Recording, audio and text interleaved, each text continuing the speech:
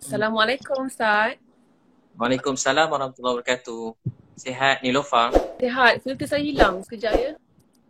Okey. Okay. Ustaz ni first time ke Boleh. Ustaz live? First time tak reti live kat Instagram ni. Ya Orang ke? kampung. Hmm. Ya, okay, Oh Alhamdulillah. Tak senang apa. ni Terima kasih sudi live bersama saya buat pertama kalinya. Ya alhamdulillah. Okay Ustaz, macam mana puasa so far? Okay. Puasa Hari, cukup hari, hari alhamdulillah kelima. syukur. Saya tengok Ustaz buka puasa dekat R&R semalam. Bawa lori buka puasa dengan Kenapa driver lori. buka puasa dekat bawah lori? Itu salam pertama. Sebab semalam kan balik daripada Baling Kedah. Okay. Lepas tu sampai yang ada cuma McDonald yang buka kan kat R&R. Okay. Lepas tu buka dekat ni lah, buka dekat bawah lori. Sebab Bersama- driver lori tu dia tengah masak air, tengah saya join je tumpang. Oh, diorang tengah masak. Ustaz datang Diorang masak. join.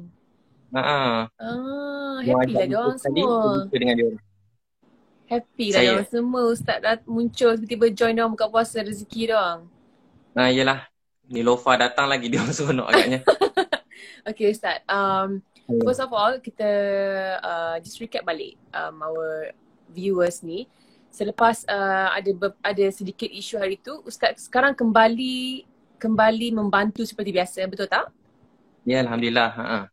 So dari Teruskan. daripada hari tu adalah sikit-sikit ujian kan, tapi rasa sangat bahagia, seronok sebab akhirnya apa yang kita buat ni kita seronok. Contoh yang bila pergi ada beberapa tempat sampai-sampai nak masuk dalam tu tak boleh, kereta saya tak lepas, naik kereta Hilux kawan sampai kat dalam tu tengok ada, tak sangka kan ada orang tinggal dalam kemah kecil.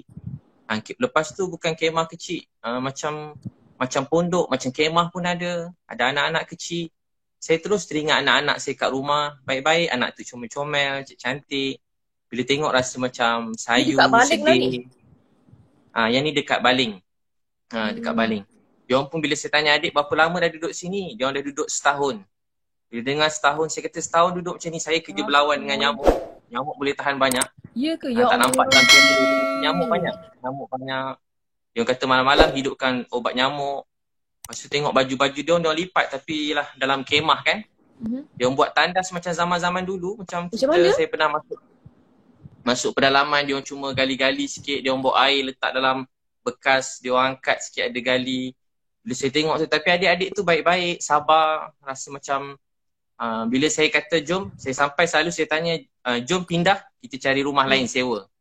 Biasa semua keluarga kalau kita cakap macam tu, dia macam tak percayalah. Dia bayangkan kalau sewa nanti kena bayar. So saya kata dia tak apa, saya tolong bayar insyaAllah sampai bila-bila selagi hidup ni saya bayar. Mana-mana rumah ada pun tak apa, berapa pun kita cari je rumah mana adik nak, kita pergi. Tapi dia orang macam, tak payahlah Ustaz, dia orang macam tak percaya sebab yelah kan selalu orang bila datang kan macam nak bawa pindah, nak tolong, tapi kan macam susah sikit. Berapa besar keluarga dia? Keluarga dia, anak dia, adik-beradik dia, 1, 2, 3, 4 orang kot, 4 orang. Jadi macam mana Ustaz boleh jumpa keluarga-keluarga macam ni? Ada orang bagi Saya, info lah. saya memang ada banyak list-list yang saya dapat. Saya ada pernah sekali saya buka dekat Facebook nombor handphone siapa nak perlu pertolongan musim PKP ni kan. Sebab saya tahu dulu kalau saya ingat masa saya anak 1, anak 2, kalau 2 hari tak kerja je, saya dah tak ada duit dah. Nak beli susu anak pun tak ada duit dulu-dulu.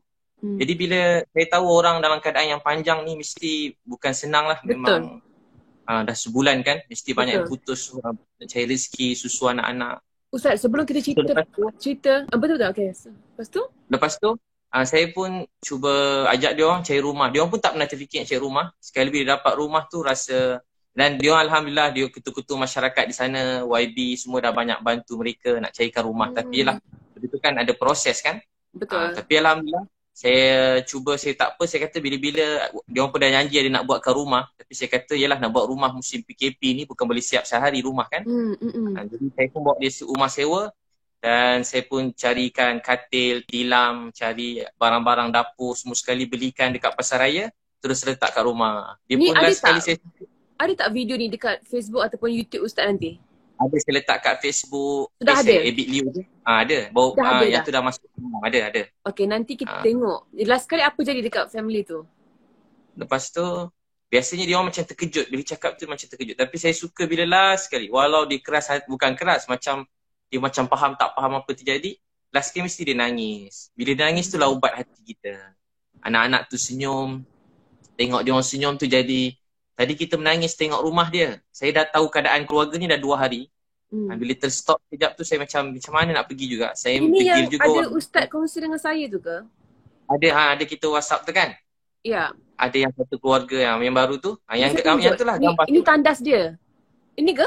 Tu tandas itu betul ke rumah keluarga yang ni? Betul. Yang kita yang share tu. Ini yang rumah kita, dia. Yang WhatsApp. Tu rumah dia. Dan macam pondok dia sebenarnya kalau tarik canvas tu memang macam pondok tu buka 4 kayu je, 4-6 kayu. Ini kebun apa ni? Dia dalam kebun getah. Dalam sangat kebun getah. Kebun getah. Dalam kebun getah. Lepas tu saya cepat, saya pun balik sebab bila dah pergi satu tempat tu orang makin ramai datang kan. Macam yelah dia orang dengar Ustaz Liu datang, dia orang pun sampai ramai-ramai gitu. Tengoklah tandas dia ni. Itulah tandas dia kan. Tengok kalau memang satu malam tak boleh tidur menangis tengok tandas tu. Ya Allah Tuhanku. Ustaz. Tapi saya happy semalam Nova. Bila semalam keluarga dia hantar gambar, keluarga dia baca Yasin, dia sekeluarga dah duduk rumah baru. Dan dia orang pun doakan saya. Bila saya tengok tu saya kata inilah hadiah yang sangat bermakna dalam hidup saya. Saya selalu takut. Takut Allah marah, takut. Yelah kita tak sempurna. Kenapa Ustaz takut Allah marah kalau bila Ustaz dah buat satu benda yang sangat besar untuk, lagi-lagi untuk mereka tu yang dalam setahun duduk dalam keadaan macam tu? Kenapa Ustaz? Saya rasa macam kenapa dah setahun, bawah ini saya tahu keadaan mereka dah setahun. Bawah ini saya tahu. Jadi rasa bersalah. Jadi bila dia hantar baca Yasin semua sekali, saya rasa doa mereka tu buat saya rasa happy, gembira, dia kepuasan kan macam orang dia yang perasaan tu sampai jadi macam ketagih tau. Bila kena stop tu rasa macam, kalau kata macam rasa macam seronok tengok buat kerja tu macam satu hari. Saya pergi mana saya niat dalam masa 6 jam tu saya nak selesaikan mana-mana tak ada rumah terus carikan rumah macam tu. Okay Ustaz. So saya niat teruskanlah sampai ujung tahun ni. So niat saya macam itulah tahun ni punya niat yang baru begitu. Bila hari tu saya ada luahan, saya ada buat luahan lah. Saya cakap macam kenapa kita perlu hentikan orang yang sanggup beri bantuan dalam semua bentuk, dari segi wang, tenaga, waktu dan semuanya. Macam saya cakap ke Ustaz, saya sendiri kalau saya nak bantu, mungkin most of the time saya boleh bantu hanya sekadar menghulurkan wang ringgit, tapi saya mungkin tak ada time, saya mungkin tak ada tenaga nak turun padang, nak pergi ke Baling, Kedah, nak pergi ke mana-mana tu, nak cari rumah dalam kebun getah. Saya tak ada, mungkin saya tak ada tenaga kudrat tu ataupun saya tak ada masa. That's why saya cakap macam insan seperti Ustaz ni mungkin satu dalam sejuta, walau sekaya mana pun orang tersebut. Jadi that's why saya cakap, kalau one day saya minta Ustaz doakan saya supaya saya juga ada boleh mampu buat seperti mana Ustaz buat. Maksudnya dan Ustaz dah buat benda ni daripada dah lama dah. Kalau mereka tu yang dapat rumah semalam tu hanya di dunia ni bacakan Yasin dan juga berdoa, dekat akhirat tu tak tahu dah apa istana yang Allah dah binakan untuk Ustaz. Jadi saya cemburu sebab apa tahu? Saya cemburu ibarat bila saya tengok Ustaz punggah barang-barang dari lori masa the first week of PKP, masa nak bantu frontliners semua kan. Saya cakap apa tahu? Ustaz sekarang tengah berebut benda yang orang lama tak berebut. Ibarat macam kalau ada kontes nak menang kereta Ferrari, Ustaz seorang je tengah beria-ria nak menang kereta Ferrari tu dekat dunia lah. Tapi kita bagi gambaran untuk akhirat tu. Faham tak? Maksudnya kalau ada kontes untuk menang istana dekat syurga, Ustaz seorang je yang kita nampak lah. Ni apa yang saya nampak. Tapi Ustaz, ramai sangat rakyat Malaysia lain yang membantu secara diam-diam, yang buat banyak sangat, yang beri sangat banyak bantuan. Tapi mungkin dari segala segi, maksudnya turun padang, wang ringgit sendiri dan juga masa tu mungkin tak ramai. Jadi Ustaz dan antara mereka maksudnya Ustaz dan juga mereka ini sebenarnya berebut benda yang ramai tak berebut lah. Jadi saya macam buru. Masya-Allah. Dan Nilofa pun dah banyak memberi semua sekali kan. Allah, yalah saya tahu Nilofa punya apa dipanggil? Banyak telah memberi, berkorban, bantu ramai kat luar sana. Kita sama-sama sebenarnya ramai yang buat, saya tumpang-tumpang je. Ustaz, tapi saya rasa macam ramai tak yang menghulurkan bantuan melalui saluran ustaz ni? Ya Alhamdulillah, mula-mula saya memang infak. Niat asalnya saya niat, saya sebenarnya pada dulu buat kerja macam ni lah. Memang daripada saya kecil, memang inilah minat saya pada 12 tahun. Tapi dulu tumpang orang lain, duit orang lain. Masa tu Sekarang? orang-orang kaya pergi mana-mana, saya beri tenaga saya lah. Saya memang pada 12 tahun, Sabtu Ahad je saya masuk kampung asli ke pedalaman-pedalaman. Memang kerja macam membantu, berkhidmat, berkasih sayang sampai berdakwah sikit-sikit. Saya selalu bahagian tukang buat tandas masuk pedalaman. Alamak. Saya tukang bahagian masak-masak, angkat-angkat barang, beg-beg pakcik-pakcik, ustaz-ustaz tu daripada 12 tahun. Sabtu Ahad je atau cuti sekolah November, Disember je saya pergi khidmat macam NGO ke masyarakat tu lah. Tak pernah ada kat rumah. Sampai kadang mak saya pun macam sedih lah, jarang ada kat rumah. Sampai saya kat universiti macam tu juga. Setiap kali cuti SEM je, saya akan pergi pedalaman-pedalaman. Tapi bila saat Allah beri rezeki saya lebih sikit, saya rasa macam happy. Sebab saya dapat guna duit saya sendiri. Macam happy tau. Setiap kali keluar tu memang macam keluar kali ni, dalam poket tu dah keluarkan duit cash banyak-banyak kan. Nak seronok macam ulur pakcik-pakcik makcik. Dulu duit RM1, RM2 kan. Sekarang mungkin duit RM50, RM100. Dapat ulur tu macam rasa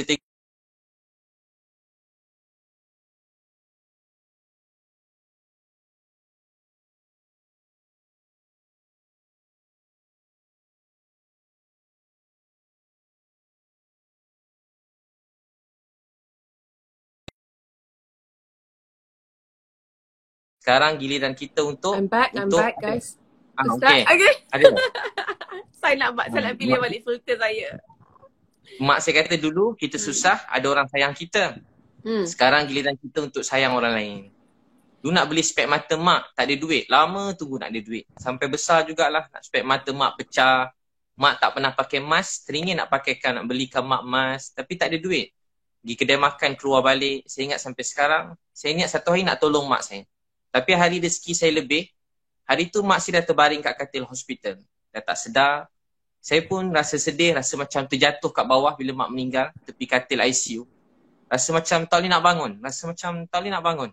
Sebab saya kerja kuat-kuat untuk mak saya. Saya cari rezeki nak tolong mak, tapi hari ada duit, mak saya dah tak ada. Sebab tu sampai sekarang bila saya buat tolong-tolong sampai perasaan tu Ustaz? Sebab saya sekarang kan, macam Alhamdulillah saya masih lagi ada mak kan. Tapi of course, cita-cita saya tu nak bagi banyak kepada mak saya, kepada ayah saya, kepada nenek saya kan. Banyak benda saya nak bagi. Tapi mungkin dengan keadaan saya sekarang, saya masih bekerja semua, saya tak boleh bagi lagi dengan apa yang saya nak bagi sebenarnya. Tapi kalau satu hari saya tak ada peluang nak kasih apa yang saya nak kasih sebenarnya kepada mak ayah saya tak tahu apa rasa tu. Jadi apa rasa tu sebenarnya? Saya rasa masa tu memang macam tak nak bangun. Tapi sampai sekarang kalau saya dapat macam hadiah ke, rezeki saya tiba-tiba dapat ke, dapat apa-apa anugerah ke daripada dulu, dapat apa-apa macam rezeki lah, apa-apa yang mengejutkan, saya selalu rasa ni mesti doa mak saya. Saya pun nangis. Family saya ada group family. Bila macam tiba-tiba macam ada apa-apa lah yang meletup sikit rezeki, bukan macam meletup kan, dapat apa-apa rezeki je. Tiba-tiba mesti adik-beradik kata ini kalau mak nampak mesti mak happy. Kerana abang saya letak gambar spek mata saya belikan tu mak tapi tak sempat pakai. Dia letak gambar spek tu. Saya rasa macam mak saya tengah tengok saya. Saya niat Allah beri pahala buat mak saya. Macam tu lah selalu saya niat. Ustaz, macam kalau saya berdoa kan, saya selalu doa, saya kata ya Allah Tuhanku jadikanlah aku seorang yang hartawan dan dermawan. Bukan hartawan sahaja, hartawan dan dermawan. Supaya aku boleh menginfakkan harta-harta aku ke jalan yang engkau redai, yang engkau suka. Dan harta-harta yang rezeki yang diberkati supaya rezeki kita boleh buat ke jalan Allah dan boleh maksudnya untuk akhirat kita nanti. Tapi macam mana pula untuk kita berdoa supaya kita ni jadi seorang yang, saya pernah tanya soalan ni kepada Ustaz Dusuki. Macam mana, apa amalan Ustaz ataupun doa-doa secret Ustaz untuk Ustaz sentiasa konsisten menjadi seorang yang dermawan, yang seronok berderma, membantu dan menggunakan rezeki-rezeki yang Allah kasih ni kebanyakannya ke jalan-jalan Allah ni. Sebab susah kita nak bentuk hati kita ni untuk kita gunakan rezeki kita ni. Boleh kata kalau suku pun mungkin susah untuk gunakan hati kita ni kepada orang lain dan juga ke jalan Allah tu. Macam apa doa Ustaz? Saya daripada 12 tahun, cita saya doa, ya Allah, jadikan saya ni matahari kebaikan buat manusia. Orang melihat saya, beri dia kebaikan, bahagia. Orang mendengar percakapan saya doa pada kecil, beri dia bahagia, gembira. Dulu saya sesat, sedih, susah, lapar, ada orang sayang saya. Tolonglah temu saya dengan orang lapar, orang sakit, orang susah. Orang-orang yang baik yang mereka tak minta-minta, temukan saya dengan mereka supaya saya dapat bantu mereka. Sebab tu kalau saya tengok orang, kadang-kadang orang cakap dia jahat ke, maaf, kadang orang kata, Ustaz kenapa tolong dia? Dia jahat, dia tak guna, maaf. Dia ni keluarga dia begini, kadang dia kata dia ni degil, kerja tak senonoh, isap dadah, macam-macam. Saya selalu cakap, kalau betul dia isap dadah, kalau betul dia tak guna, kalau betul dia ni jahat, kalau betul dia begitu, begini. Kalau betul lah. Tapi saya yang konon-kononnya ustaz, berceramah, berjanggut, hari-hari cakap agama, kebaikan.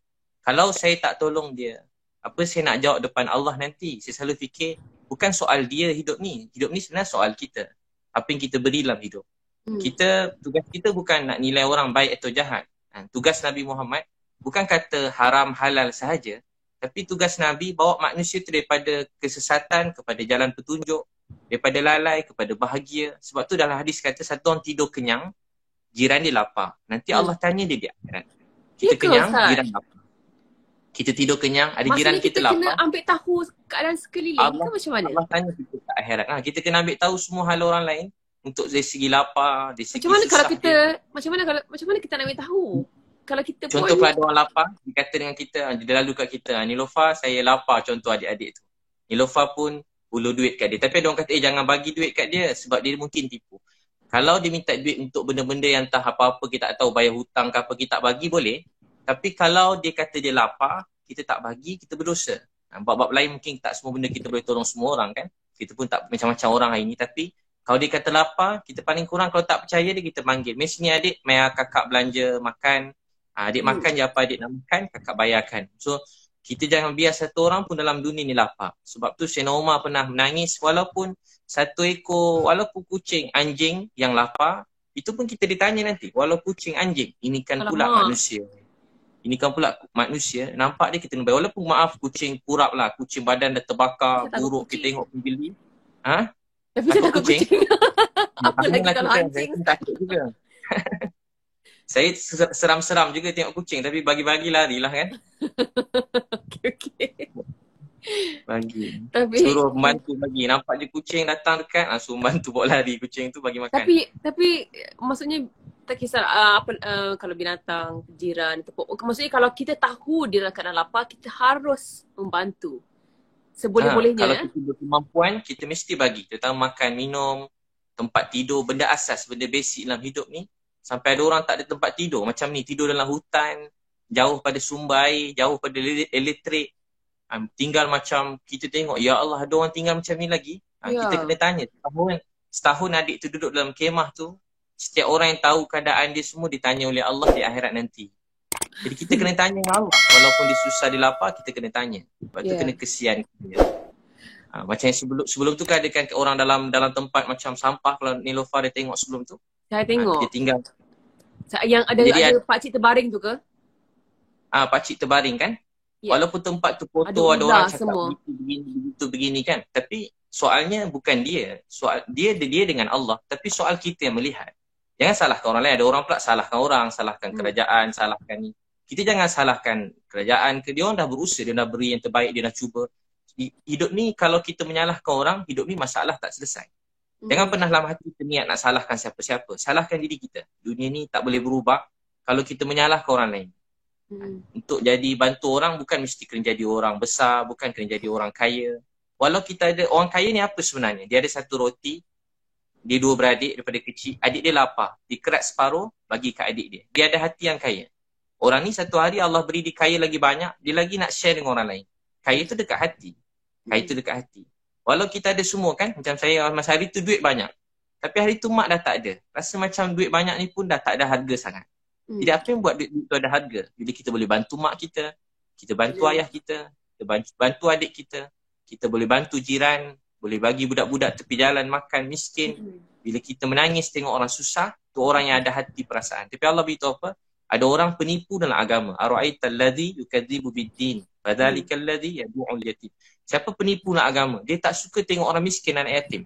Bahkan dia tak suka nak tolong orang miskin, anak yatim. Bahkan dia tak suka tengok orang tolong orang miskin, anak yatim. Dia geli tengok orang miskin, anak yatim. I wonder who, Ustaz? Nabi nak kita bersih. Nabi bersih, wangi, sempurna. Nabi ni semua sempurna. Tapi Nabi tak geli orang yang kotor, Nabi tak geli orang jahat, Nabi tak geli orang miskin. Nabi sempurna. Nabi orang rajin, berusaha wangi. Dekat dengan Nabi, pegang sentuh Nabi je dapat wangi macam Nabi. Tapi Nabi tak pernah geli pada orang miskin. Pernah Nabi pergi pasar, Nabi peluk seorang sahabat, dia peluk pada belakang. Dia kata tutup mata. Dia orang kampung, lepas tu dia macam OKU. Sahabat tu terkejut. Nabi kata, Nabi bergurau dengan dia. Siapa nak beli budak ni? Dia kata dia gembira Nabi pegang ni. Punya ramai orang kat pasar, Nabi peluk dia. Nabi sayang kat dia. Nabi kata kamu tak terkenal di dunia, tapi kamu sangat disayangi oleh Allah. Jadi melihat manusia ni dengan rasa sayang, melihat manusia dengan rasa cinta, rasa sayang. Dan bila kita melalui hidup dengan rasa sayang, cinta, Allah sayang kita. Barang siapa tak mengasihi, dia tak dikasihi. Tengok orang miskin rasa sayang, tu tanda Allah letakkan rasa sayang tu dalam hati kita. Tu tanda sedang disayangi oleh Allah. Tengok mak tiba-tiba rasa sayang, tu tanda Allah sayang kita. Tengok adik-beradik kita rasa sayang sangat, tu tanda Allah sayang kita. Tengok orang miskin, anak yatim rasa sayang, tu tanda Allah sayang kita. Macam mana kita nak bagi ada perasaan tu? Ustaz minta doa pun pula. Banyak minta doa, banyak minta tips doa ni. Jadi malam-malam kita sebut nama-nama mereka. Doa ni mendekatkan hati. Mendekatkan hati. Sebut nama? Nabi pesan orang muhajirin ada dua perkara. Ringkas hadis dia. Pertama, Nabi sebut hargai kebaikan orang walaupun kecil. Walaupun dia buat tu kecil, ingat baik dia. Macam mana contoh Ustaz? Ingat baik. Contoh mak tengah marah. Mak kita tengah marah, kita jangan dengar marahnya dia. Mana ada anak suka dengar mak dia bebel. Tapi kita ingat, oh dia lahirkan saya, dia dulu susah payah untuk saya. Apa yang dia cakap yang lain tu kita rasa tak nak dengar sangat, kita abai. Ingat dia lahirkan kita. So pertama, ingat kebaikan dia walaupun kecil. Hargai orang. Ada orang mungkin musim macam ni, dia duduk rumah kan. Macam Nilofa, artis-artis, ustaz-ustaz banyak buat live. Hargai mereka sekarang berkongsi ilmu, hargai baik dia. Dan jangan banding-bandingkan dengan siapa-siapa. Ada orang sekarang mungkin keluarkan duit belanja untuk bantu orang lain. Dia pun sangat mulia. Ada orang macam Dr. Nur Hisham ke, dia hari-hari kena buat pagi, petang, malam sidang media hari-hari kan. Bukan dapat duit pun hari-hari kena buat sidang media, kena tanya macam-macam soalan, salah jawab boleh jadi macam-macam. Jadi kita hargai orang berkorban dia, hargai nurse. Bagus musim PKP ni, orang duduk rumah, orang jadi hargai semua orang. Orang kesian kat doktor, nurse, MA, orang kesian kat polis, orang kesian kat tentera. Ustaz, tadi balik kepada malam tadi. Maksudnya malam-malam kita sebut nama mereka ni semua. Kedua, satu terima kasih. Kedua, sebut nama dia dalam doa. Contoh, sebut nama dalam doa. Contoh ada sahabat Nabi, dia tampal kat dinding nama-nama orang yang dia nak doakan. Contoh malam kita doa, ya Allah, saya sayang isteri saya sayang anak-anak saya. Sebut nama mak kita siapa, ayah kita, ya Allah saya sayang dia, sayangi dia. Ya Allah, tadi saya jumpa satu keluarga miskin, kesian, ya Allah saya sayang kat dia. Anak dia kecil-kecil, ya Allah rahmatilah dia. Ya Allah, adik saya dia ada anak. Sebut nama satu-satu. Aiman, Umairah, Afikah. Sebut nama satu. Boleh ingat muka dia. Sebut doakan orang lain. Bila kita doakan orang, hati kita jadi dekat. Rasa sayang. Jadi bila kita doakan mereka, sebut nama, hargai, dan Allah akan campakkan rasa sayang dalam hati. Rasa sayang dia kepada kita dan kita kepada dia. Rasa sayang ikhlas. Contoh daripada kecil kan. Daripada kecil contoh. Saya kalau tengok TV, ustaz saya ajar tengok pemain bola. Walaupun luar negara. Doa ya Allah dia baik, dia main bola. Kita terhibur tengok dia main bola. Ya Allah mudahkan hidup dia, beri dia kebaikan, beri dia hidayah. Saya pada kecil contoh, tak kecil jugalah. Tengok Siti Nurhaliza contoh dulu kan. Dia tengok kat TV. Doa ya Allah dia baik, mudahkan hidup dia, beri dia hidayah. Setiap kali tengok orang, doakan kebaikan. Tengok Nilofa ke kan. Dekat meletup, ya Allah sayangi dia, kasih dia. Mudahkan hidup dia, berkati hidup dia. Dia dah kat meletup Ustaz. Tak meletup dah. Sekarang banyak program lain mencurah-curah rezeki. Bila kita doakan orang, hati kita jadi dekat. Walau apa bangsa, Melayu ke, Cina ke, India ke, kita patut rasa sayang. Kalau kita tengok orang mula rasa benci, sebenarnya hati kita ni ada sakit. Jadi hati ni kena diobati. Tengok orang rasa sayang. Hati kena ubat. Hati kena ubati. Maksudnya salah satu cara untuk ubati hati adalah dengan mendoakan mereka-mereka, orang terdekat, orang yang kita kenal, orang yang kita jumpa malam-malam sebelum tidur. Dan apa lagi cara kita mengubati hati kita ni Ustaz? Kita kena banyak khidmat, buat kerja-kerja yang macam orang, tolong orang. Dulu ada Imam Ghazali, dia khidmat dekat Masjidil Haram, Masjid Nabawi. Dia basuh tandas senyap-senyap je, tak ada orang pun kenal dia. Malam-malam basuh tandas, cuci hati kan. Walaupun cuci tandas sebenarnya cuci hati. Kerja-kerja yang kecil-kecil ni boleh cuci hati. Cuci pinggan, kena rajin bulan Ramadan ni. Kena walaupun benda kecil-kecil, dia buang ego kita, selipar kita angkat sendiri. Kan bila kita dah bukan kadang rezeki dah muncul curah ni, kadang kita kerja yang kecil-kecil ni kita tak nak buat. Tapi kerja kecil-kecil ni dia buat kita bersih hati. Pinggan basuh sendiri, baju kan kadang basuh sendiri. Dia buat cuci hati kita sendiri. Kalau tak kita jadi macam kadang Swiss kat sebelah je, panggil anak dekat jauh-jauh, nak hidupkan Swiss kat sebelah je. Contohnya. Dia selalu memberi, so akan datang rahmat yang mencurah-curah. Zaman Nabi pernah sekali berlaku dia dapat hadiah macam kepala kambing. Tak tahu makan macam mana kepala kambing, sedap lah agaknya. Lepas tu dia dapat mungkin lah dia dapat hadiah tu, dia bagi jiran sebelah. Lepas tu jiran tu kata jiran sebelah lagi perlu, dia bagi jiran sebelah. Sampai 7 kali pusing. Last kali dapat kat rumah yang mula-mula tadi, Abdullah ibn Umar, sampai kat rumah dia. Semua orang rasa orang lain lagi perlu, orang lain lagi perlu. Mereka sibuk menunaikan hak orang lain. Ada seorang sahabat tengah perang, dia dah nak syahid dah. Orang bawa air, sepupu dia bawa air. Dia bawa nak minum, orang sebelah menjerit. Dia kata bawa air tu bagi kat dia. Sampai orang kedua, dia baru nak minum, ada seorang lagi menjerit. Sampai ke orang ketiga meninggal. Orang kedua meninggal, akhirnya orang pertama meninggal. Sahabat ni dia ada rasa sayang dengan orang lain tu begitu dekat. Dia betul-betul sayang. Dia tak nak mana-mana orang susah, sakit, sedih. Dia ada perasaan kekeluargaan. Perasaan ni yang sekarang mulai hilang. Dan semenjak COVID-19 ni, perasaan ni mula datang. Saya sendiri pun makin kuat perasaan tu. Sebab mula-mula terjadi kan, banyak menimpa orang yang saya kenal juga yang kena COVID-19 ni. Banyak ustaz-ustaz saya dulu-dulu kecil-kecil. Ada yang terkena, ada yang kat luar negara. Kawan-kawan saya walaupun dia macam-macam, ada yang kat ICU. Lepas tu saya dengar ada doktor-doktor, jururawat yang kawan-kawan saya juga yang saya kenal. Mereka ditimpa COVID-19 ni, positif COVID-19. Ramai lepas seorang-seorang. Saya jadi semenjak malam pertama kedua tu saya rasa sedih sangat. Saya selalu cakap kat orang, di sebalik ujian ni ada rahmat. Di sebalik ujian ada rahmat. Saya selalu beritahu ke orang, saudaraku dekat kertas saya bagi hadiah, saudaraku bersabarlah, di sebalik ujian ada rahmat. Tapi sampai waktu tu saya tak terfikir apa rahmat sebalik yang terjadi. Semua tengah macam, kita rasa dunia ni berubah. Tak boleh nak keluar, ada duit pun tak boleh buat apa. Duit tengah banyak juga. Jadi rahmatnya adalah peluang untuk membantu orang. Sekarang baru saya tahu, saya nampak rahmatnya rupanya waktu ni dapat tolong banyak dapat cari orang susah, dapat makin orang duduk rumah kan.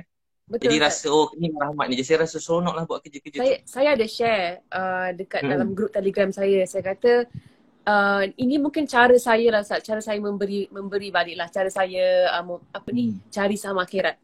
Saya akan favouritekan akaun-akaun charity ni. Contohnya macam Mapim ke ataupun Ustaz Rusuki punya Matan Center ke atau saluran-saluran lain yang infak Ramadan itu dan ini. Saya akan favouritekan banyak-banyak. Yang mana saya suka, yang mana saya selalu check, yang mana saya percaya. Dan hari-hari saya akan buat masa subuh ke sebelum tidur ataupun bila saya teringat, saya akan bank in. Kenapa saya tak buat satu lump sum yang besar sedekah tu? Sebab saya nak jadikan sebagai habit. Hari-hari saya ada bagi ke orang ni. Hari-hari saya bagi ke orang tu. Dan macam mana Ustaz? Betul. Bagus tu.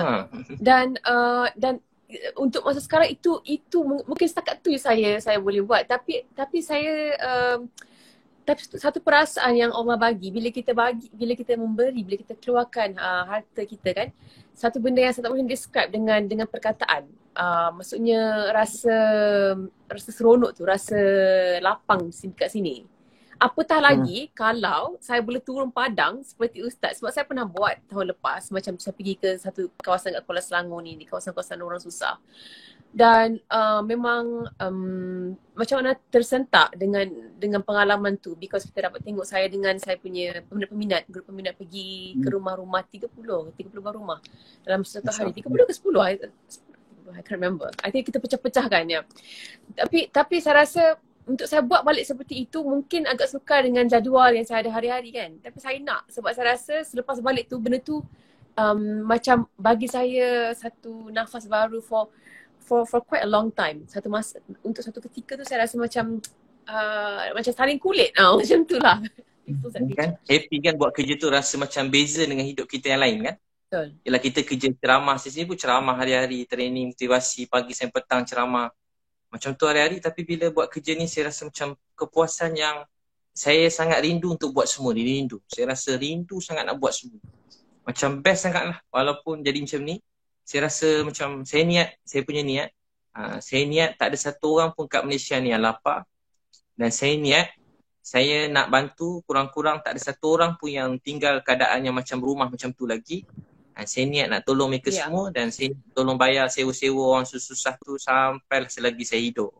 So saya niat macam tu sebab saya tahu tak pernah berkurang rezeki dengan kita membantu orang lain. So saya niat tahun ni kan, dan mudah-mudahan Nilofa kita semua kita buat sama-sama, mudah-mudahan kita bantu semua sekali. Jangan satu orang pun yang tak ada rumah. Sekurang-kurang jangan satu orang pun yang tinggal tepi jalan, tinggal dalam kemah. Cari semua, termasuklah Sabah, Sarawak, semua sekali. Terutamanya kat Malaysia ni lah keutamaannya. Jangan satu orang pun anak-anak kecil yang hidup dalam keadaan macam tu. Yalah, kadang-kadang ada mak ayah mereka yang sempurna. Ada yang kadang mak ayah sibuk kerja. Ada kadang-kadang mak ayah mereka, maaf, yang orang yang tidak bertanggungjawab lah, orang yang tak sus ni. Tapi itu salah mak ayah dia. Anak-anak dia tak patut dihukum atas kesalahan mak ayah. Jadi kita yang lain ni apa patut kita buat? Kita tolong mereka. Sebab tu daripada itu pun saya jumpa kan, saya pernah cerita jumpa budak perempuan bawah jambatan. 2 tahun ni 4 orang budak perempuan bawah jambatan saya jumpa pegang baby. Umur 14-15 tahun. Dipegang baby. Saya jumpa dia, saya kata, adik, Allah sayang awak. Yang saya pernah cerita kat Meletup dulu kan. Ya, betul. Allah sayang awak. Dia kata, taklah Ustaz, saya jahat. Saya ni tak guna Ustaz. Saya buat dosa. Tuhan benci saya. Taklah adik, awak baik. Allah sayang awak. Dia tengah tengok awak sekarang. Betul ke Ustaz dia sayang saya? Dia sayang ke adik? Kalau dia sayang saya, kenapa dia biar? Kenapa saya jahat macam ni? Tak, dia sayang ke awak, dik. Kalau tak, dia tak jumpakan kita 2 pagi bawah jambatan. Saya pun ajak dia makan, sewa ke hotel. Saya ajak kawan-kawan dia. Lepas tu bila dia kata, Ustaz ajar saya semayang, saya pun semayang dengan dia orang. Baru semayang, saya kata, baru baca Bismillahirrahmanirrahim. Alhamdulillahirrabbilalamin. Ar-Rahmanirrahim. Bila Ar-Rahmanirrahim. Budak-budak tu semua dah nangis-nangis. Assalamualaikum warahmatullahi. Assalamualaikum warahmatullahi. Ustaz, boleh jadi imam subuh lagi, boleh jadi imam kita orang lagi. Alhamdulillah budak-budak tu kan ada tempat tinggal, rumah. Baik-baik semua sekali. Ustaz masih kontak dengan dia orang? Mana pun dia cuma anak yang baik. Cuma anak yang sangat rindukan nasihat yang baik. Dia cuma rindu kasih sayang. Bukan anak-anak jahat, tak pernah jumpa orang jahat. Dia macam sedih. Dia setakat berdakwah ni, saya tak jumpa orang jahat. Walau betapa jahat orang cakap dia, tapi dia cuma rindukan kebaikan. Cuma nasib dia dengan kita tak sama. Kita mungkin daripada kecil ada suasana sikit orang didik agama, baik-baik, doa-doa. Dia orang tak sama macam kita. Dia orang tak ada siapa peduli. Tersedar bangun-bangun dekat tepi lorong, tempat-tempat yang tak patut mereka membesar. Jadi kalau dia dah macam tu, dia memang salah. Dia salah, apa yang dia buat tu salah. Tapi kita yang betul, yang ada ilmu, yang Allah beri sikit pengetahuan, apa kita buat untuk tolong mereka? Kalau kita fikir macam ni, banyak orang dalam dunia ni dapat dibantu. Ustaz, dekat video Meletup yang Ustaz pergi tu, dekat video YouTube dekat Meletup tu kan, jauh sikit suara ni faham. Macam mana? Jauh sikit suara Dengar suara itulah, saya jelas. Suara Ustaz pun perlahan-perlahan. Sekarang dengar tak? Jadi perlahan tiba-tiba. Saya rasa Ustaz punya something. Saya punya handphone kan? Sekarang dah okey? Okey dah. Okey, sekarang dah okey. Dengar. Dekat YouTube yang Meletup tu kan, saya baca komen. Saya tengok banyak sangat komen. Bukan satu, bukan dua. More than that. Yang mereka cakap, Ustaz saya bukan Islam. Tapi saya suka tengok Ustaz. Ustaz saya sebenarnya beragama sekian-sekian. Tapi saya, sejuk hati saya bila saya dengar Ustaz bercakap ataupun bercerita. Jadi kan macam kita tengok kat sini, bukan senang kita yang beragama Islam ni untuk menarik perhatian ataupun untuk melembutkan hati mereka yang bukan Islam untuk menyukai kita ataupun mendengar apa yang kita cakap. Macam tu. Jadi apa, macam mana Ustaz buat sebenarnya? Adakah because Ustaz sendiri mungkin ada keluarga dan juga mereka yang Ustaz sayang yang bukan beragama Islam, jadi Ustaz dah biasa berdepan ataupun approach Ustaz tu dengan mereka ni dengan cara yang Ustaz buat. That's why Ustaz boleh tarik mereka ni semua. Ke macam mana, apa yang rahsia Ustaz sebenarnya? Saya memang daripada dulu tak kira dia Melayu ke, Cina ke, India ke, siapa saja. Saya memang betul-betul sayang kat dia. Saya sampai kalau pergi gereja ke, saya pergi kuil ke, jauh suara boleh dengar? Jauh sikit. Jauh sikit kan? Saya pun tak tahu macam mana. Ustaz, suara saya pun perlahan ke? Pergi kuil ke, pergi mana-mana tempat. Saya rasa sayang pada mereka. Rasa sayang. Dan saya pun doa, ya Allah saya sayang dia, berilah dia hidayah, kebaikan. Saya doa begitu. Dalam keadaan sama saya hormat apa mereka percaya, tapi saya percaya apa yang saya percaya. Dan kalau mereka tanya saya kongsikan. Sebab tu sebelum daripada PKP itu, biasa memang ramai masuk Islam. 2 minggu ada 10 orang masuk Islam. 2 minggu ada orang 10 orang masuk Islam. Tak berhenti orang masuk Islam, tanya pasal Islam begitu. Macam So, mana ramai. sebab nak menukar agama seseorang tu bukan senang. Tapi ustaz buat dengan mudah and for dah lama. Mungkin juga ustaz. Mungkin dia orang rindu kasih sayang. Manusia ni kan cuma rindu kasih sayang. Dia tengok perkara yang baik-baik. Kadang hati rasa tak tenang, bahagia. Dia nak tahu apa tenang, apa bahagia. Sebab tu dakwah, dakwah ni dua. Satu bil lisan, satu bil hal, keadaan. Dakwah bil hal. Jadi Facebook, Instagram macam kita buat sekarang ni dakwah bil hal. Supaya manusia tengok dia rasa macam sayu, sedih. Dia rasa ingin dia rasa tenang. Dia tengok kita tu rasa tenang. Sebab kita buat perkara yang baik-baik, kita rindukan kebaikan. So begitu. Doakan Nilofa, kita bantu ramai-ramai orang. InsyaAllah, amin ya Rabbal Alamin. Ustaz, dan tahun ni tak ada satu orang pun kat Malaysia ni yang lapar. Amin, amin ya Rabbal Alamin. Niat dia dapat pahala dah. Walaupun belum dapat buat, mungkin tak tahu macam mana. Betul. Dengan satu orang pun tak ada tempat tidur, tak ada tempat tinggal. Dengan satu orang pun budak-budak tidur bawah jambatan lagi. Kita tolong mereka semua sebab ini tugas tanggungjawab kita semua dan kita kena doakan semua orang tanpa mengira bangsa, agama. Kita tolong semua manusia dalam dunia ni. Ustaz, macam minta maaf lah saya nak cakap ni. I just want to be realistic lah kan about this. Bila ada orang yang ingin ataupun orang-orang yang kurang apa cakap macam kurang happy atau kurang seronok bila tengok apa yang Ustaz buat. Macam mana Ustaz memaafkan dia? Macam saya sendiri kalau saya marah ataupun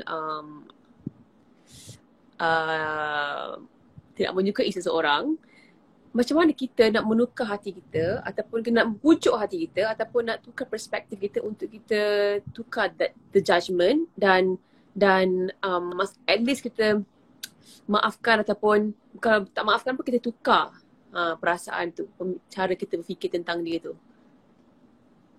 Saya kalau paling sedih sekali Nilofa, kalau daripada dulu dalam berdakwah ni ada waktu macam sedih sangat.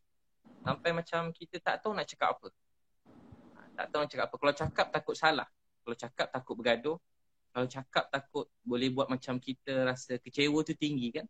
Sedih sangat. Jadi tahu tak apa saya buat daripada dulu Ustaz saya ajar. Kalau sedih sangat saya tak sabar tunggu waktu malam sikit Ustaz saya ajar. Tunggu malam sikit dah tak ada orang. Cari tempat tak ada orang seorang-seorang. Ambil wuduk semain 2 rakaat. Lepas tu cuma nangis. Antara yang doa kalau bahasa dalam surah Yusuf. Ni doa Nabi Yaakob masih hilang Nabi Yusuf. Dia sedih sangat sampai mata dia hampir buta menangis. Sayyidina Umar Khattab pun pernah jadi imam. Dia sedih sangat jadi imam. Tak pakai mic. Tapi saf paling belakang dengar Sayyidina Umar menangis baca doa ni. Apa doa tu? Dia selalu baca innama ashku basti wa huzni ilallah. Innama ashku basti wa huzni ilallah. Apa dia kata? Innama ashku basti wa huzni ilallah. Maksud dia, kalau baca maksud dia pun tak apa. Ya Allah, aku mengadu sedih susahku pada Engkau. Dalam kata Melayunya, ya Allah saya sedih. Ya Allah saya susah. Saya tak tahu nak buat apa. Ya Allah saya sedih, saya susah. Tolonglah saya. Saya sedih ya Allah. Saya tak tahu nak buat apa ya Allah. Saya serah pada Engkau. Saya tak tahu ya Allah. Saya ulang-ulang cakap tu, ya Allah saya sedih. Saya tak tahu. Tolong. Ya Allah saya sedih ya Allah. Saya mengadu sedih saya pada Engkau. Bila Ustaz doa macam tu kan, adakah Allah akan tukar hati Ustaz terhadap orang yang Ustaz rasa marah? Kita rasa lega sebab dapat nangis ke Allah. Tu nangis kuat-kuat. Kalau saya bantai je nangis kuat-kuat. Tengok tak ada orang kiri kanan takut orang tuduh gila pula kan. Nangis kuat-kuat. Dia cakap ya Allah sedih. Sampai teresak-esak. Sampai puas menangis tu ke Allah. Ya Allah sedih. Lain tak Allah rasa lepas tu Ustaz? Lepas kita nangis tu, yang kita tidur. Lepas tu kita bangun-bangun kita dah rasa lega, reda. Antara doa Nabi Muhammad SAW yang paling banyak Nabi doa juga. Ya Allah, mereka tak faham, tak tahu. Beri mereka hidayah. Ya Allah, mereka tak faham, tak tahu. Beri mereka hidayah. Kan pernah orang Taif baling batu kat Nabi kan, dekat berapa belas kilometer berdarah-darah. Malaikat semua dah marah dah nak terbalikkan orang Taif. Tapi apa Nabi kata? Ya Allah, aku mengadu yang betapa lemah dan daifnya aku pada Engkau. Ya Allah, aku yang kurang. Baik tak Nabi? Orang lain buat jahat kat Nabi. Nabi kata, ya Allah, saya yang tak pandai buat dakwah. Saya yang kurang. Antara doa Nabi, ya Allah, kalau mereka tak dapat hidayah, berilah hidayah pada anak cucu mereka. Ya Allah, kalau mereka tak dapat hidayah, berilah hidayah pada anak cucu mereka. Itu doa Nabi. Nabi cuma nak manusia ni bahagia. Nabi cuma nak semua manusia ni masuk syurga. Nabi tak gembira tengok orang susah. Hati kita sakit. Tapi kita doakan yang baik-baik. Kadang kita sedih kan orang cakap kita. Kadang ada orang ugut kita. Kadang kena ancam bukan-bukan, ada orang fitnah kita, orang buat-buat cerita sendiri, orang umpat keluarga kita, fitnah bukan-bukan. Kita rasa sedih. Bila kita sedih, kita mengadu ke Allah. Ya Allah, saya sedih, saya mengadu pada Engkau. Bila kita mengadu ke Allah ni, kita rasa lega. Sebab seluruh dunia akhirat ni, Allah yang punya. Dia beri pada siapa dia nak beri, dia tahan apa dia tahan. Kita tak hidup untuk orang, kita hidup untuk Allah sayang. Orang cakap apa tentang kita, tak buat kita jadi mulia, tak buat kita jadi hina. Mulia hina tu daripada Allah. Kita tak hidup untuk penghormatan orang, kita hidup untuk Allah sayang. Untuk hidup untuk Allah sayang. Dia tak, apa orang cakap, dia tak beri kesan kat kita. Saya selalu cakap macam tu. Dia pun tak pernah bagi sesuap nasi kat kita. Kenapa kita nak terlalu sedih dengan orang cakap tentang kita? Yang uruskan hidup kita, yang jaga kita daripada dulu sampai sekarang, Allah. Orang memang tak berhenti bercakap. Kadang-kadang dia suka kita, kadang dia marah kita. Tapi kita hidup untuk Allah sayang. Allah sayang. Penting kita siasa perbaiki niat hati kita. Kita ulang-ulang juga baca doa Nabi Yunus AS. La ilaha illa anta subhanaka inni kuntu minaz zalimin. Ya, tiada Tuhan melainkan Kau ya Allah. Maksudnya, tiada yang boleh bagi sedih, gembira melainkan Kau. Maha suci Kau. Aku orang yang zalim. Ulang-ulang ya Allah. Saya tak peduli apa orang cakap tentang saya cuma nak Kau sayang saya. Nabi kan bila kembali batu kat Taif, antara doa Nabi tahu apa dia? Ya Allah, pada siapa Kau letakkan aku? Orang Taif ni baling batu kat aku, buat jahat kat aku. Orang Mekah pula nak bunuh aku. Pada siapa Kau letakkan aku ya Allah? Pada siapa? Aku tak peduli. Pada siapa Kau letakkan aku? Serahkan aku ni pada siapa? Orang Taif baling batu dekat aku. Orang Mekah pula buat jahat kat aku. Tapi Nabi kata apa? Ya Allah, aku cuma takutkan kemurkaan Kau. Janganlah marah pada aku. Aku tak kisah apa orang cakap kat aku. Yang aku cuma takutkan kemurkaan Kau. Yang apa aku nakkan hanyalah keredaan Kau. Ya Allah, aku hanya inginkan keredaan Kau. Nabi kata, Ya Allah, aku hanya inginkan keredaan Kau. Jadi kita selalu cakap, Ya Allah, aku hanya ingin Kau reda pada aku. Jadi bila kita niat macam tu, kita akan sedih. Tapi kena cakap. Kita cakap tu untuk hati kita sendiri. Macam ni saya cakap ni, macam kuat sangat kan? Tak kuat juga. Tapi sebenarnya tengah cakap untuk hati sendiri. Cakap untuk hati kita, hidup untuk orang, hidup untuk Allah sayang. Seluruh dunia berkumpul nak hina kita. Allah kata mulia, tetap mulia. Satu dunia muliakan kita, Allah hina kita, tetap hina. Hina mulia itu hanya daripada Allah. Ustaz, selepas isu hari tu kan, tiba-tiba satu Malaysia tahu apa yang Ustaz ada, perniagaan Ustaz banyak mana, apa kisah silah Ustaz daripada susah sampai senang. Tiba-tiba semua orang dapat tahu, oh Abid Liu ada kereta berapa biji, ada rumah macam mana, sekian. Jadi sebab sebelum ni Ustaz tolong-tolong orang kat sana sini dakwah, apa ada rancangan TV and what not, orang tak tahu apa yang Ustaz dah berusaha ataupun ada sebenarnya. Jadi Allah mungkin buka mata ramai orang, okey sebenarnya hamba aku yang ini ni, yang kau kata-kata ni, yang kau tak tahu ini, ada, aku dah berikan rezeki sekian. Jadi mungkin Ustaz boleh ambil peluang ni, kita tengah live ni, cerita sedikit kisah Ustaz yang daripada susah sangat dahulu sehingga sekarang, dan macam mana Ustaz boleh how do I say, macam bagi semangat dan juga bagi inspirasi kat kita semua, saya dan juga mereka yang menonton ni, untuk menjadi orang yang hartawan dan dermawan. Daripada kecil, bila saya masih tingkatan 1, pernah ada 7 orang kawan saya masuk Islam. Bila kawan saya masuk Islam, saya perlu memang kerja berdakwah je semangat kan. Jadi saya masih ingat lagi, saya setiap kali ada satu jubah susah. Jubah saya tu saya sarung kat orang lain. Saya pakai baju pagoda je pergi surau. Mak saya marah, kau ni balik-balik surau je dah tak ada baju. Tinggal baju singlet dalam je. Baju singlet gitu. Jadi jubah bagi kat orang. Lepas tu pas saya bagi kat orang jubah, nanti tak lama diorang hadiahkan saya jubah lain. Ya ke? Dulu ada orang Pakistan jual kain tu, dia bagi hadiah jubah yang kurta terbelah tu, dia bagi saya jubah kurta tu kan. Apa gamis baju yang terbelah Pakistan. Saya ingat setiap kali saya hadiah jubah ke orang, mesti diorang bagi hadiah jubah balik kat saya. Berapa kali tu? Banyak kali ke Ustaz? Banyak kali? Daripada kecil selalu mak saya marah saya. Kau ni habis semua. Apa-apa baju awak dapat lagi, orang bagi kau bagi kat orang. Kau pun dah tak ada baju dah. Saya pada dulu macam tu. Memang saya pula kalau susah daripada kecil tak pernah cerita kat orang, senyap je. Duduk bilik. Kawan-kawan makan kat asrama, saya tak ada duit. Saya nangis. Ya Allah, saya teringin nak makan macam dia orang. Tapi tak ada duit. Ya Allah, tolonglah saya. Malam sampai sekarang Ustaz, ulang balik. Tadi tersekat sekejap. Saya tidur atas buni. Ada orang bagi saya alas tidur. Sampai sekarang saya simpan selimut tu. Saya rasa tu hutang budi. Ada lagi selimut tu kat rumah. Saya ada kat atas lagi. Berapa tahun dah tu? Dah lama dah, 20 lebih saya rasa tu hutang budi. Pakcik yang bagi selimut tu pun dah tak ada dah. Dah meninggal. Prof. Hani Muhammad Tahir yang pernah bagi saya selimut. Saya ingat sampai sekarang nama. Cikgu Muhammad Noh bin Jaafar. Cikgu Muhammad Noh. Ni dekat hostel lah. Bin Jaafar. Yang bagi saya ala-ala studio Cikgu Muhammad Noh ni ada lagi. Cikgu Muhammad Tahir.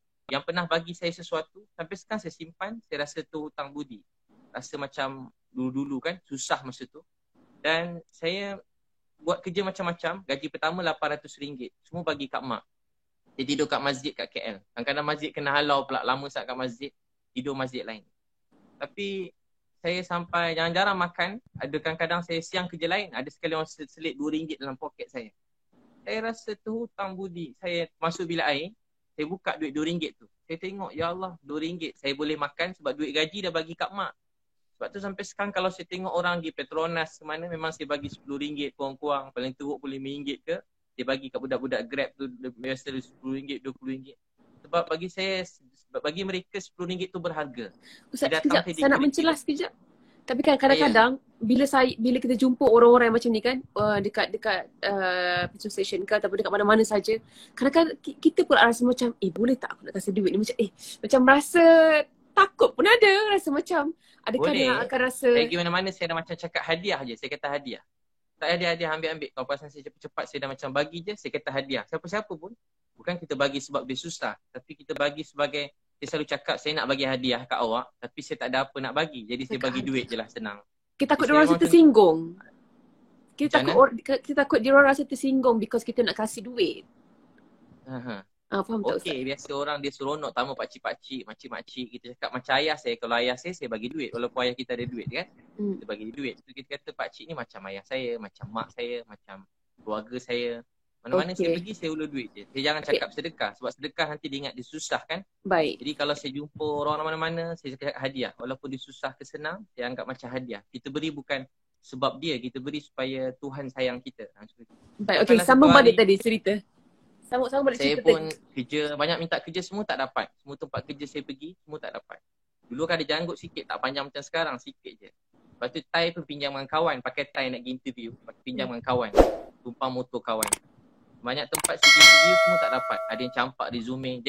Jadi kenangan. Sebab tu kalau orang marah kita yang kecil hati, adik-adik muda-muda kan. Satu hari dia jadi kenangan dalam hidup kita. Buat kita lebih bersyukur dan lebih menghargai orang lain. Sampai banyak kerja tak dapat lah. Sekejap sekali saya dapat kerja dengan Datuk Fadilah Kamsah.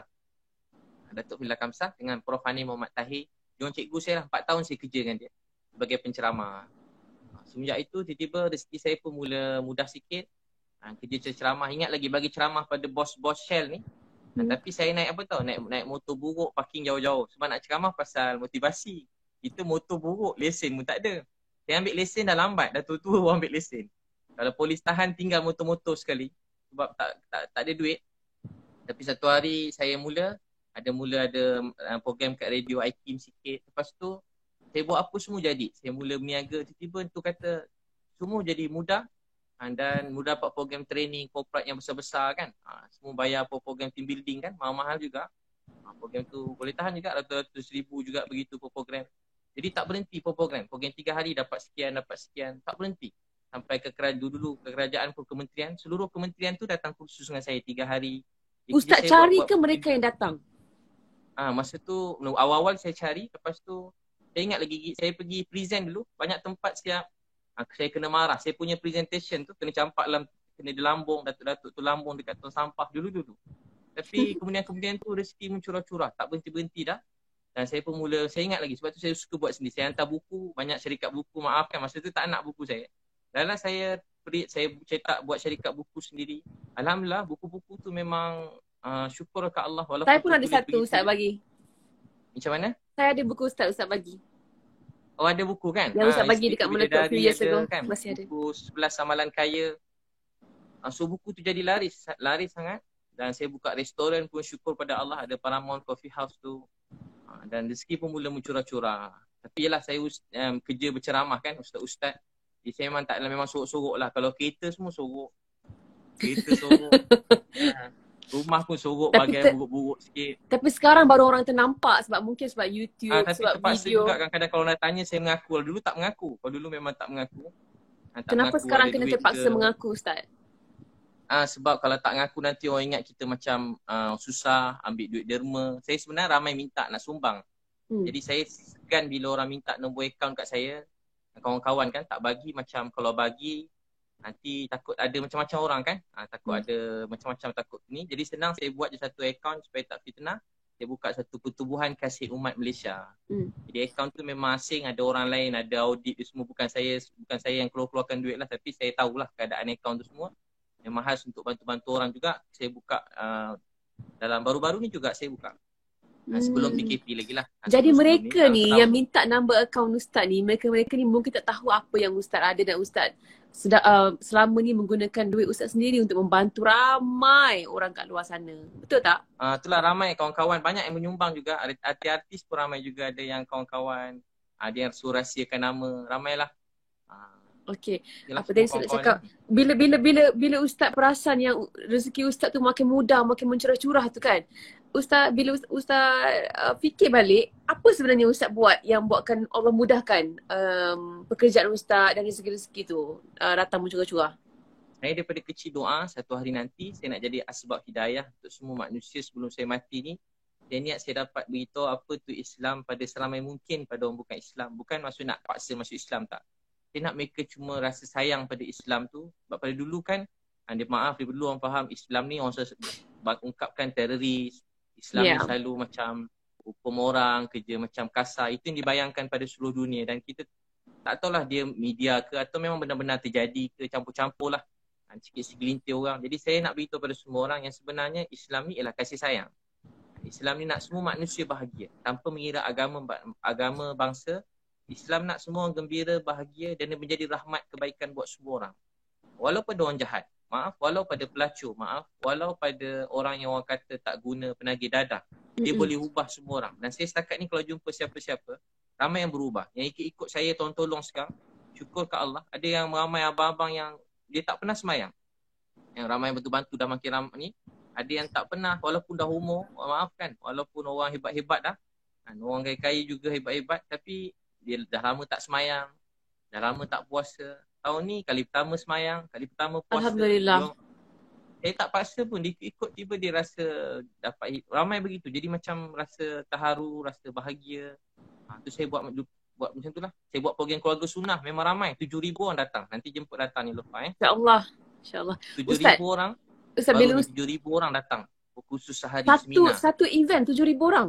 Satu event 7,000 orang. Itu pun dah berapa dah tu? Apa yang ramai yang nak bercerai, tak jadi bercerai. Macam mana? Itu pun dah berapa dah Ustaz dapat kumpul daripada satu event? Dan duit tu juga yang Ustaz dapat bantu mereka ramai bagi rumah, sewa rumah. Itu kata orang kadang ingat macam sewa dewan murah kan. Dah tentu kalau saya buat event, saya buat macam konsert juga. Pentas macam konsert. Kurang-kurang 200,000 juga persiapan apa tu? Lampu-lampu. Lighting and all that, 200,000. Orang kadang bayangkan sewa dewan 10,000. Ya, macam dewan kahwin zaman dulu for sure, kan. Tak ada, bukan. Dewan sekarang paling kurang harga harga 120,000. Kalau dewan maib yang besar sekarang jadi tempat PKP ni, COVID ni.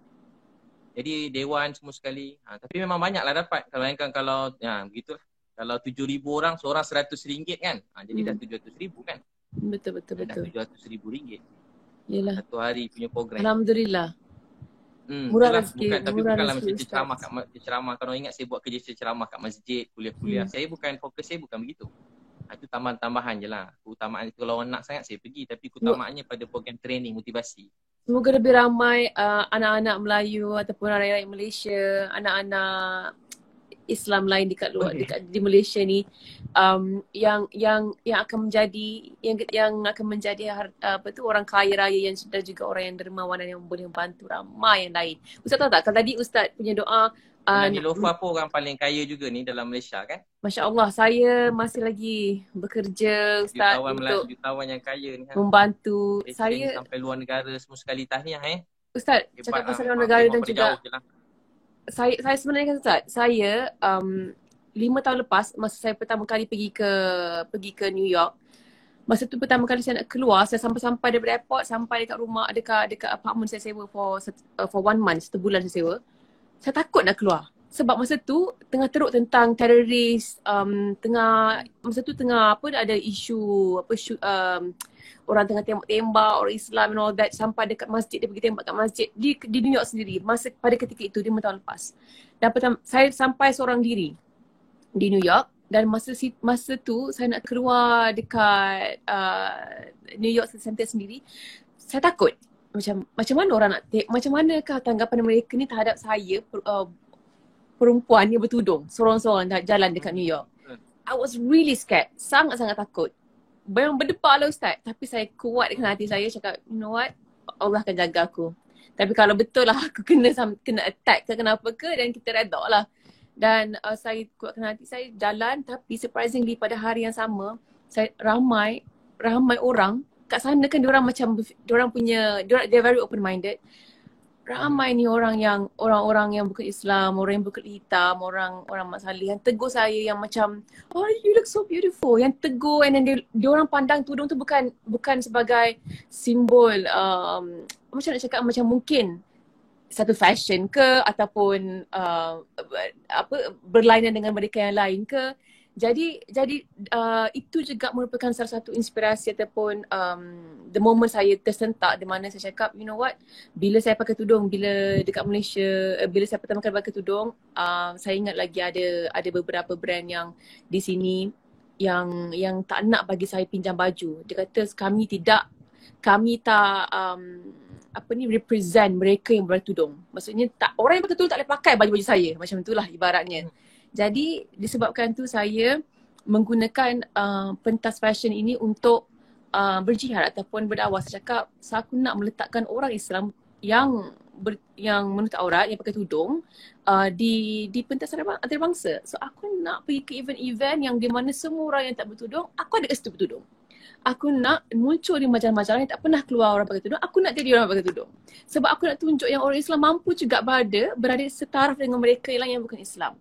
Ada banyak orang Islam yang dah muncul dan dah pergi ke tempat tu, tapi mungkin mereka tak bertudung. Tapi ni merupakan simbol orang Islam perempuan kan, untuk orang wanita. Jadi saya memilih cara inilah sebenarnya, tapi saya tak pernah bercerita ni secara terang-terang kepada ramai orang, sebab saya tak nak cerita kongsi selagi saya tak capai apa yang saya nak. Tapi memang kita tengah bercerita pasal ini, saya nak Ustaz doakan saya supaya. Tapi tahniah Niloufar, tahniah. Sebab memang hadis Nabi SAW kan, barang siapa bekerja kuat untuk bantu orang miskin, anak yatim, dia sedang berjihad. Saya selalu tanya kat anak-anak, siapa nak berjaya? Semua angkat tangan. Siapa nak kaya? Kalau tanya sekolah, semua dah tak nak angkat tangan. Siapa nak jadi terkenal? Semua tak angkat tangan. Macam berdosa kalau terkenal.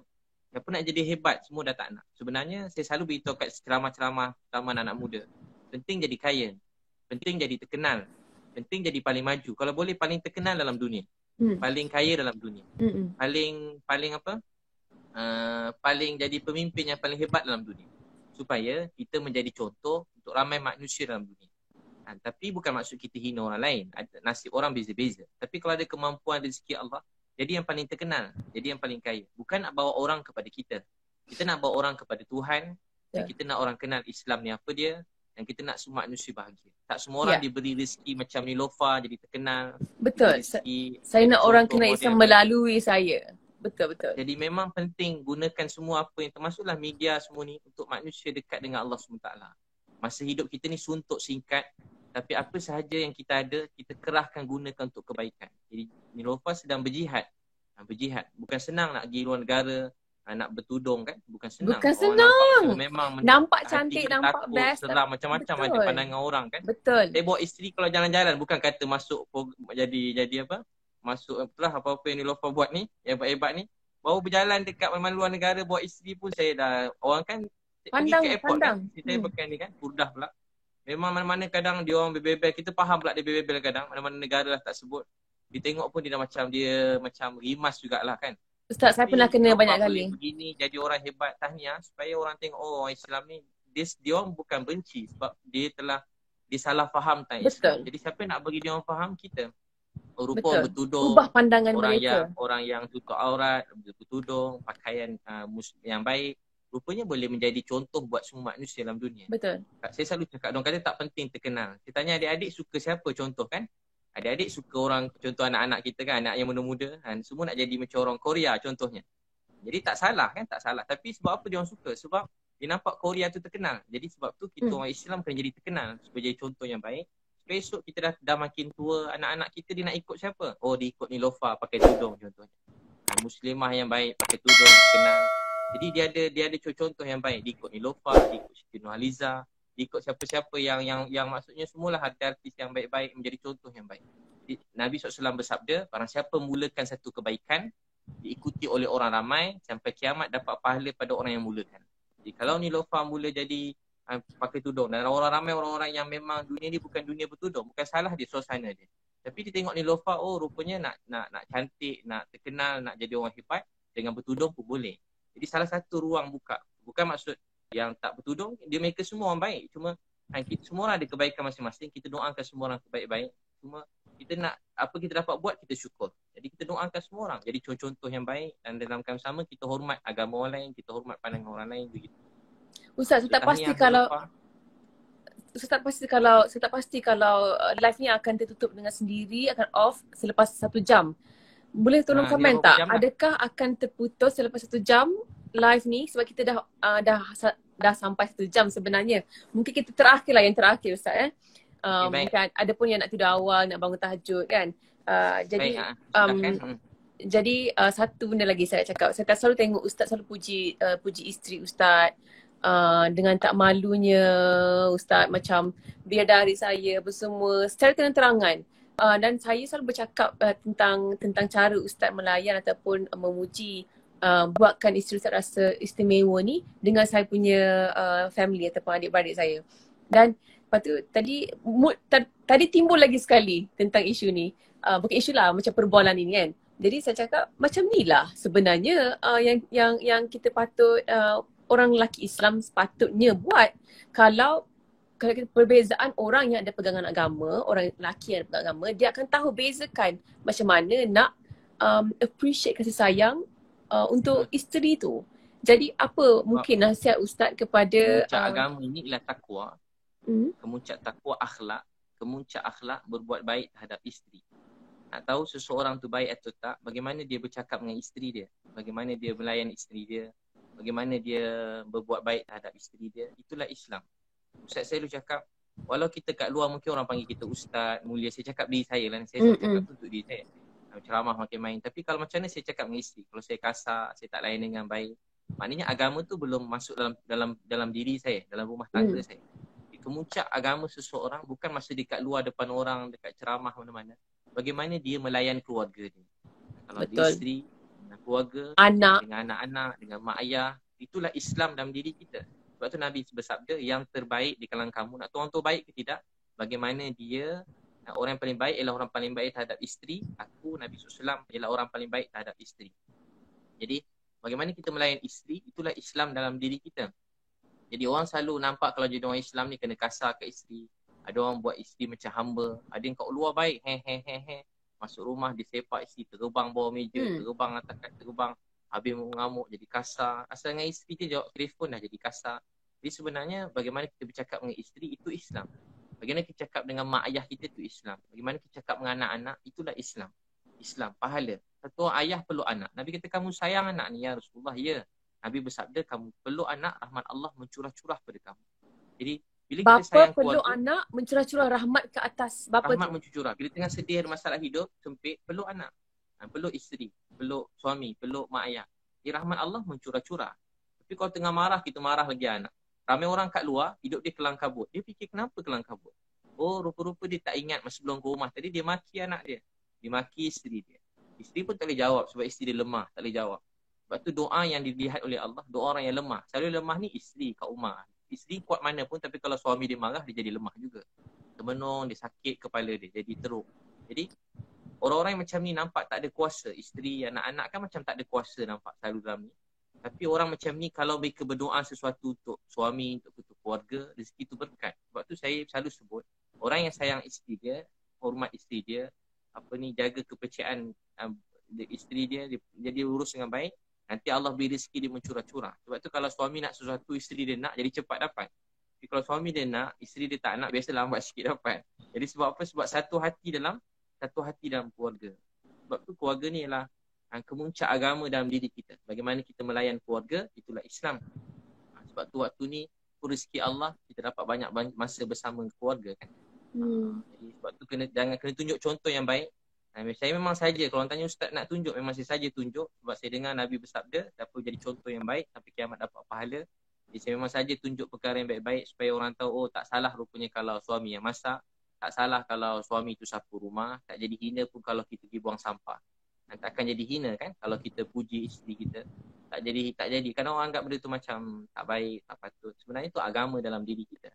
Jadi mungkin sebab supaya Allah sayang kita. Sebab mungkin Ustaz pemahaman ramai lelaki Melayu lelaki Malaysia lah kan di sini kan, isteri yang kena buat kerja-kerja rumah, suami keluar kerja. Jadi bila balik tu kebanyakan kerja tu di isteri yang tanggungjawab isteri macam tu. Kita punya pemahaman daripada kecil kat drama TV pun tunjuk benda sama. Mungkin atuk nenek ataupun mak ayah kita pun buat benda yang sama. Sebab itulah ramai salah faham, oh ini bukan kerja aku, ini kerja isteri aku tak boleh buat kerja ni kerja perempuan.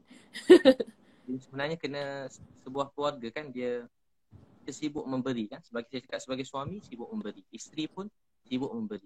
Dan hidup kita untuk redha Allah. Yang penting kita dapat bawa isteri alang-alang kahwin dia sampai syurga. Pegang tangan isteri sampai masuk syurga. Dunia ni tak lama kan. Banyak orang-orang yang besar-besar, kaya-kaya, hebat-hebat pun dah tak ada dalam dunia. Atuk nenek kita dah tak ada. Mak saya dah tak ada, orang saya sayang betul dekat saya pun sayang kat dia, tapi dia dah tak ada.